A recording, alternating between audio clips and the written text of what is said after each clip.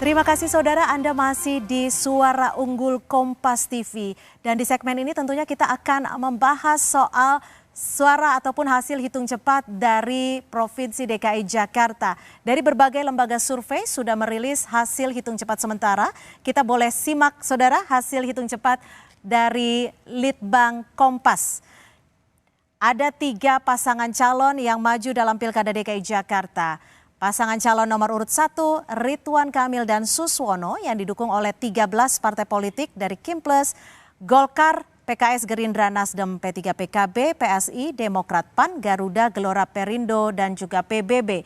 Saat ini mendapatkan perolehan suara sementara 40,08. Sementara pasangan calon nomor urut 2, Dharma Ponrekun dan Kunwardana yang maju dalam jalur perseorangan atau independen mendapat perolehan suara 10,48%. Dan pasangan calon nomor urut 3, Pramono Anung dan Rano Karno yang didukung oleh PDI Perjuangan dan Hanura mendapat perolehan suara 49,45%. Itu adalah suara masuk sementara dari perhitungan survei Litbang Kompas. Lalu kita akan simak perhitungan dari SMRC, Saiful Mujani Research and Consulting, di mana pasangan calon nomor urut 1, RK Suswono, mendapat perolehan suara sementara dari SMRC sebanyak 38,90%. Sementara paslon nomor urut 2, Dharma Ponrekun dan Kunwardana memperoleh 10,16%. Dan paslon nomor urut 3, Pramono Anung Rano Karno memperoleh 50,95%. Itu berdasarkan hasil hitung cepat dari lembaga SMRC. Lalu kita bergeser dari lembaga survei lainnya.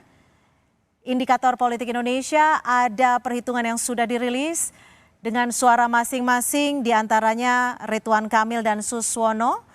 Paslon nomor urut 1 memperoleh suara masuk hingga saat ini sebesar 39,52%. Sementara pasangan calon nomor urut 2, Dharma Ponrekun dan Kunwardana memperoleh 10,61%. Dan pasangan calon nomor urut 3, Pramono Anung dan Rano Karno mendapatkan perolehan suara 49,87%. Dan saudara, itu tadi adalah hasil hitung cepat sejumlah lembaga survei untuk Pilkada DKI Jakarta. Kita masih akan membahasnya secara mendalam sesaat lagi. Kita akan menghadirkan 1 juta lapangan pekerjaan kepada warga Jakarta selama 5 tahun ke depan. Dan untuk Gen Z jangan khawatir, co-working space gratis dan juga pelatihan digital untuk masa depan. Kurangi kemacetan dengan teknologi tanpa lampu merah. 2, prioritaskan transportasi umum. 3, siapkan energi terbarukan seperti biodiesel mandiri. Bisa dari rumput laut, bisa dari nipah, bisa dari bakau. Saya berkomitmen di dalam membangun Jakarta, saya lebih memanusiakan orang-orang yang memang perlu mendapatkan pertolongan. Sehingga dengan demikian catat apa yang menjadi omongan saya. Kalau saya menjadi gubernur, saya tidak melakukan penggusuran. Yang saya lakukan adalah pemberdayaan.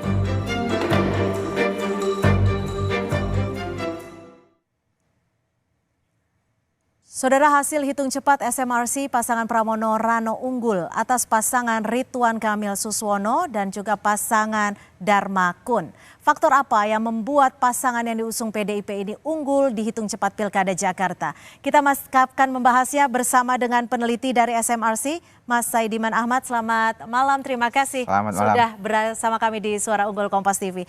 Ini saat ini suaranya unggul di pasangan calon nomor urut 3. Yep. Apa yang menurut Anda dari lembaga survei Anda membuat paslon ini unggul sementara? Saya kira ada banyak faktor ya. Salah satu yang penting adalah mungkin faktor sosiologis. Kenapa faktor sosiologis ini penting menurut kami adalah karena di Jakarta ini tidak ada incumbent. Jadi publik perlu mencari alasan untuk kemudian mendukung. Dan salah satu faktor yang biasa dikemukakan oleh para political scientist adalah faktor sosiologis, terutama kalau tidak ada incumbent. Kita melihat di Jakarta misalnya komposisi penduduk, demografi misalnya, ada 3 etnisitas paling terbesar di Jakarta, Jawa, Betawi, dan Sunda. Ya. Dan 2 yang teratas ini saya kira lebih banyak direpresentasikan oleh pasangan Pramono Dul, dan terutama pada etnis Betawi. Bang Dul ini benar-benar mampu merepresentasikan etnisitas ini, sehingga kita lihat terjadi perubahan misalnya komposisi di Jakarta, wilayah-wilayah yang sebelumnya mungkin bukan basisnya PDI Perjuangan itu kemudian juga berhasil diraih oleh pasangan ini. Kemudian faktor kedua saya kira juga ada faktor endorsement dari tokoh, terutama tokoh yang paling populer di Jakarta yaitu Anies Baswedan. Kita tahu bahwa di awal pilkada itu ada semacam kekecewaan dari publik, sebagian publik Jakarta, terutama para pendukung Anies Baswedan yang jumlahnya sangat banyak karena jagoannya ini tidak maju gitu, tidak diusung. Mereka ingin Anies Baswedan menjadi gubernur Jakarta kembali, tetapi tidak ada partai yang sekedar memberi mereka kesempatan untuk mencoblos tokohnya, sehingga itu muncul kekecewaan. Lalu ketika Anies Baswedan kemudian mengarahkan dukungan pada nomor 3 itu kemudian berhasil menarik. Dan yang penting dari Anies Baswedan bahwa selama ini Anies Baswedan, para pendukung Anies Baswedan sebenarnya sangat beririsan dengan sejumlah partai yang sekarang mendukung Ridho. Pertama adalah Partai Keadilan Sejahtera, kemudian Nasdem dan PKB gitu ya. Dan kita tahu bahwa di Indonesia bukan hanya Jakarta, itu ikatan publik dengan partai itu relatif longgar gitu ya. Party ID kita sangat rendah.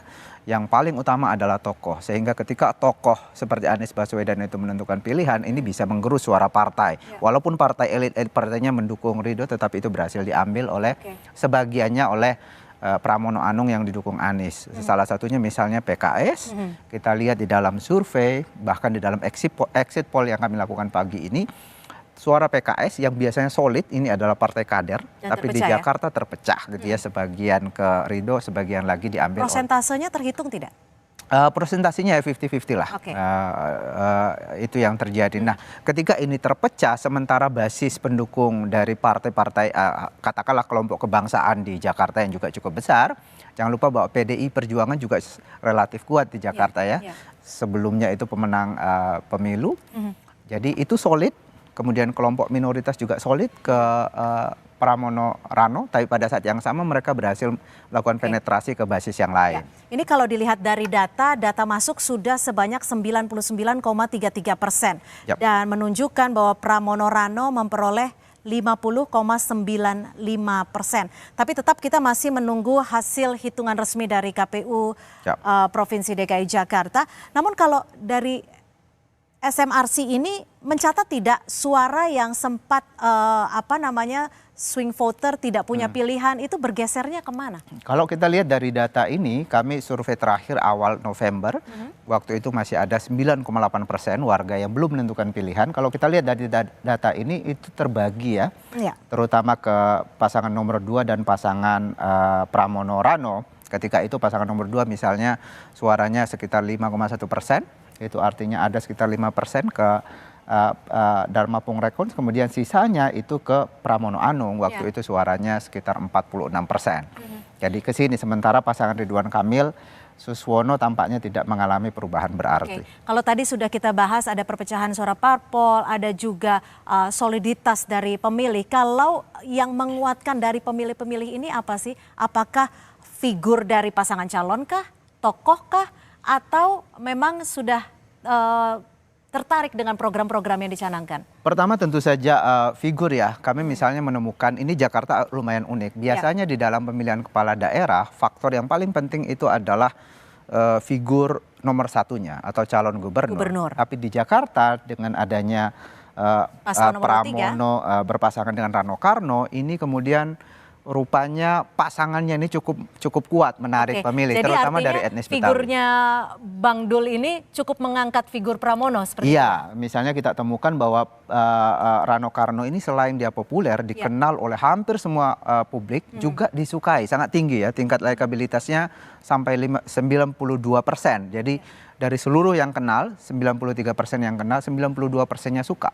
Bandingan misalnya dengan Pak Ridwan Kamil, dikenal 91%, tapi yang suka hanya 74% di survei kami yang terakhir gitu ya. Dan nama-nama lain itu di bawah itu. Jadi aspek kekuatan Rano Karno ini saya kira yang kemudian mendorong Pramono Rano kemudian mendapatkan suara lebih kuat. Ini kan ada kekuatan dari pemilih yang berdasarkan partai-partai politik. Bagaimana ini SMRC melihat atau membacanya, ini seperti apa ini?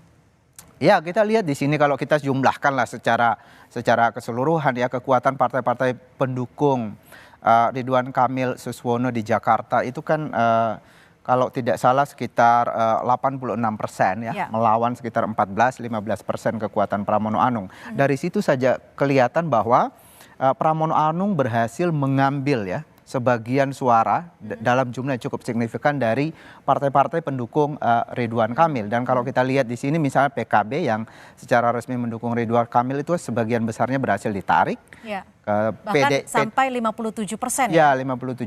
Golkar misalnya juga itu berimbang gitu ya, ditarik juga. Padahal ini adalah partainya Pak Ridwan Kamil gitu ya. Betul. Nah, bahkan bisa dikatakan Ridwan Kamil 44%. Pramono Rano 45% untuk Partai Golkarnya ya. Ini terbagi gitu ya. Partai Nasdem misalnya, bahkan Partai Demokrat.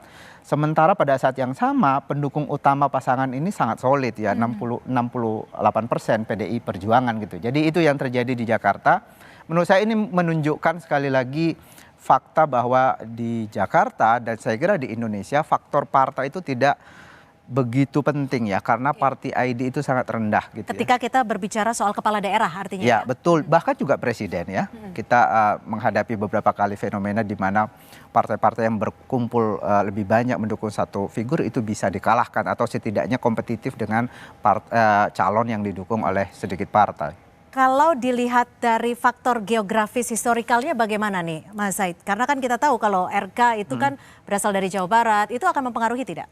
Ya, itu salah satu yang mempengaruhi. Misalnya kalau kita lihat dari aspek etnisitas, ada sangat kuat dukungan dari etnis Betawi misalnya pada Pramono Rano, sementara Pak Ridwan Kamil ya cukup populer di pemilih yang Sunda gitu ya. Sebenarnya pertarungannya di pemilih Jawa, tetapi pemilih Jawa ini secara tradisional itu cukup dekat dengan Partai Merah, Partai PDI Perjuangan di wilayah-wilayah yang etnisitasnya Jawa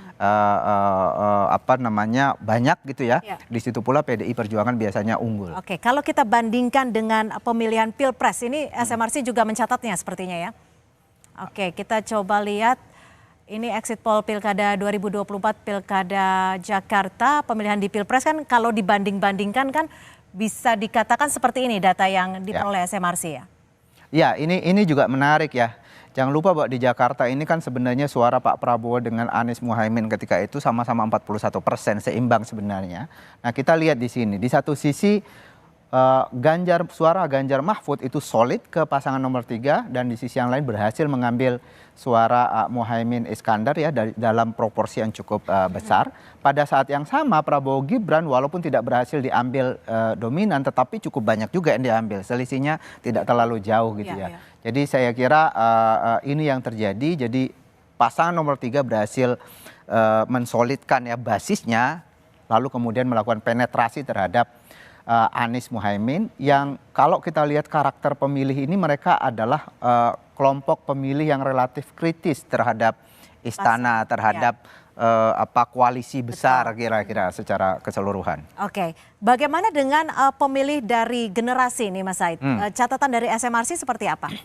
Kami menemukan bahwa dari generasi memang kita lihat di sini di hampir semua generasi yang mulai dari milenial ke atas itu relatif dominan ke Pramono Rano ya. Saya kira kita bisa menduga di sini bahwa lagi-lagi ini faktor Rano Karno ini adalah untuk boomer sudah cukup familiar sepertinya ya. Public figure yang sangat terkenal di masanya gitu ya. Sementara generasi Z ini cenderung lebih kuat ke Ridwan Kamil. Saya kira salah satu penjelasannya karena Ridwan Kamil memang sangat aktif di media sosial.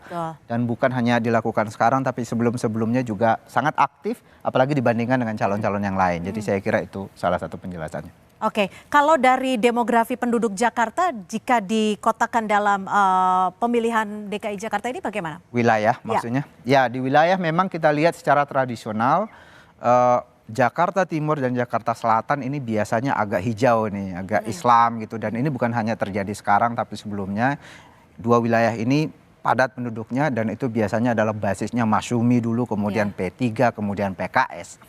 Tapi sekarang ini ada kecenderungan bahwa Pramono Rano berhasil melakukan penetrasi ke sana. Bahkan di survei kami terakhir itu di awal November, Jakarta Timur udah berhasil diraih oleh Pramono. Paslon 3 gitu Ya, Pramono. Jadi figur Rano Karno ini yang kuat ya? Saya kira itu figur Rano yang kuat. Di satu sisi itu ada kombinasi, ada endorsement, ada dukungan dari para pemilih Anies. Ya. Kalau untuk Jakarta Selatan? Jakarta Selatan ini saya kira wilayah yang bisa menjadi pertarungan, tetapi saya kira saya juga lihat pagi ini juga berhasil dominan Pak Pramono Rano di sana. Saya kira ini salah satu dampak dari endorsement atau kekuatan endorsement dari Pak Anies beberapa hari terakhir ya. Kalau sebelumnya kan masih tidak terlalu jelas, hanya ngasih kode gitu ya, atau juru bicaranya ke sana, itu pun sudah berhasil mengubah suara. Tetapi dengan keluarnya Pak Anies secara eksplisit menyatakan dukungan, saya kira itu juga membuat bahkan wilayah seperti Jakarta Selatan juga goyang gitu ya ke Pramono Rano. Tapi kalau pemilih Jakarta ini lebih banyak generasi yang mana nih Mas Said? Di Jakarta itu umur 40 tahun ke bawah, kalau tidak salah sekitar 65%. Jadi cukup muda gitu ya. Pada saat yang sama dari sisi pendidikan SLTA ke atas itu sekitar 68%. Jadi figur semacam ini kombinasi antara yang terdidik dan yang muda ini sebenarnya kita coba sangat lihat nih latar teknologi. belakang kalau dilihat dari pendidikannya. Ada datanya dari SMRC. Nah, bagaimana ini membacanya nih? Dari RK cukup tinggi ya? Ya, kita melihat di sini bahwa di hampir semua jenjang ya cukup kuat, tetapi yang terkuat adalah mereka yang berpendidikan SD ke bawah. Saya kira ini juga menggambarkan tadi ya bahwa semakin senior gitu, semakin ke Rano Karno, dan juga ada salah satu etnis terbesar Betawi misalnya, mungkin diwakili oleh mereka yang berpendidikan SD ke bawah, itu relatif di situ posisinya. Sehingga ini konsisten ya dengan data-data demografi yang lain. Kalau dilihat dari skala ataupun level dengan pendidikan yang cukup tinggi, SMRC membaca datanya seperti apa nih? Banyak ke mana? Pilihan Ridwan Kamil kah atau Pramono Anung? Kalau kita lihat di sini angkanya ke Pramono Anung juga. Kita lihat di sini, jadi semua jenjang pendidikan ini dikuasai oleh Pramono Anung, tetapi kita lihat memang di pendidikan SD ke bawah itu relatif lebih besar. Lebih lebar gapnya dibanding yang lain. Sementara yang lain ini ya ada pertarungan sengit lah sebenarnya di SLTA, di perguruan tinggi gitu. Tapi SMRC mencatatnya bagaimana sih Mas Said? Apakah memang figurnya yang dilihat atau termasuk tawaran-tawaran program visi misinya untuk Jakarta ke depan? Sekali lagi itu ada banyak faktor di sana. Saya kira juga tawaran program juga memainkan peranan. Kita tahu bahwa lagi-lagi warga Jakarta ini sangat kritis. Baik Ridwan Kamil maupun Pramono itu sama-sama menawarkan program yang cukup baik sebenarnya kalau bisa diterapkan. Beda antara keduanya saya melihat itu Ridwan Kamil lebih idealis tawaran programnya. Misalnya katakanlah yang paling terkenal itu adalah membangun warga Jakarta tinggal di situ, kemudian nge-mall di situ, berkantor juga di situ untuk mengurangi kemacetan gitu ya. Itu program yang sangat ideal gitu. Tetapi apakah itu mungkin dilakukan? Apalagi apakah itu mungkin dilakukan dalam 5 tahun, realistis atau tidak, itu yang membedakan. Sementara misalnya Pramono Anung dan Rano Karno menawarkan solusi untuk kemacetan itu dengan mengatakan ya rendah hati, mengatakan bahwa persoalan ini tidak bisa diselesaikan hanya oleh pemerintah provinsi, kita harus melakukan kolaborasi dengan pemerintah di sekitar Jakarta juga. Karena itu program seperti Trans Jakarta kita perlu perluas, Trans Jabodetabek, sampai Cianjur dan seterusnya, itu kan lebih realistis gitu. Mungkin tidak ideal, tetapi itu mungkin dilakukan. Jadi lebih masuk akal. Ya, di tengah masyarakat yang kritis, janji gratis ini gratis itu mungkin itu tidak cukup. Tapi apakah itu mungkin dilakukan atau tidak? Karena masyarakatnya dan warganya juga sudah berpikir lebih kritis seperti betul. itu. Nah, Mas Said, kalau dilihat dari pemilih di DKI Jakarta, dari level-level pendidikannya, mana sih yang lebih mendominasi? Lulusan perguruan tinggi kah, SLTA, atau lulusan SLTP atau SD? Lulusan SLTA ke atas itu mendominasi? Iya, 68%. Jadi cukup besar sebenarnya wilayah ini. Sehingga ya perlu memenangkan mereka secara signifikan sebetulnya untuk kemudian memastikan kemenangan. Sebenarnya kan kalau kita bicara soal DKI Jakarta itu begitu banyak cerita sebenarnya saat maju di Pilkada DKI Jakarta. Ada tidak data dari SMRC yang mencatat bahwa mereka yang tadinya belum tahu pilihan, akhirnya bergeser ke pilihan mana? Kalau kita lihat tadi itu untuk beberapa minggu terakhir, setidaknya 3 minggu terakhir itu saya melihat ada pergeseran antara mereka yang belum menentukan pilihan kepada 2 pasangan, Dharma Pongrekun dan Pramono Rano. Ternyata ya, sebelumnya kita tidak tahu 9,8% ini pendukung siapa sebenarnya, tetapi data hasil ini kemudian menunjukkan kepada kita bahwa ini terdistribusi ke 2 pasangan ini. Bahkan Ridwan Kamil sedikit ditarik gitu ya, walaupun tidak signifikan. Dari 39,1 menjadi 38. Ini data masuk di SMRC sudah 100% artinya ya. Sampai saat ini sudah 100% dengan perolehan pasangan calon nomor urut 1 RK Suswono 38,80%. Dan paslon nomor urut 2 10,17%, paslon nomor urut 3 Pramono Rano 51,03. Mas Said, ini margin of error dari SMRC berapa sih Mas? Plus minusnya? Untuk data yang 100% ini margin of error kami 1,1,2%. 1,12%. Bagaimana tuh secara awam membacanya? Artinya bisa 52, sekian persen? Ya, bisa ke atas. Atau 50, atau masih di bawah, sedikit di bawah 50% ini. Misalnya kalau kita kurang ya. Masih bisa di bawah 50%? Masih 49,9%. Jadi margin errornya 1,12% ya? 1,2. Oke, jadi kemungkinan masih banyak nih ya? Tidak banyak sebenarnya, tapi sedikit lagi, tipis sekali. Gimana Tapi sih walaupun demikian ini kita itu, bahas untuk masyarakat awam seperti itu ya. Iya, betul. Karena kan ini suara masuk sudah 100% untuk SMRC. Ya. Apa yang bisa dijelaskan ke pemirsa dan juga pemirsa Kompas TV untuk hasil ini? Oke, jadi quick count ini bukan pendataan seluruh hasil, tetapi ini kita menggunakan sampel, karena itu penggunaan sampel itu selalu ada kemungkinan errornya ya, plus minus. Jadi plus minus kesalahan ini untuk data SMRC ini 1,12%, 1,12%. Karena itu kalau datanya 51, katakanlah kalau tidak pakai koma ya, 51%, kita bisa menghitung secara positif. Itu artinya aktualnya bisa 52,12%. 52,12%. Atau kalau kita pakai, kalau plus 1 ya. Atau kalau kita pakai ini berarti 52,9%.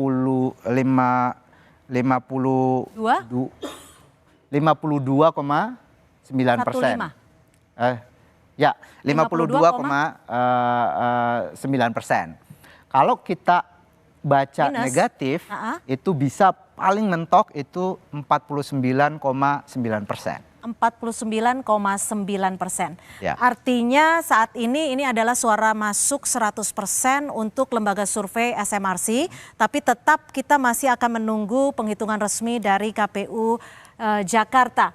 Nah, ini dia masih kita akan nantikan hasil dari pengumuman resmi ya, Mas Said ya. Tapi menarik sekali karena apapun bisa terjadi karena masih ada margin of error-nya 1,12%. Dan saudara, kita masih akan membahas bagaimana pertarungan di Sumatera Utara usai jeda, tetap di Suara Unggul Kompas TV.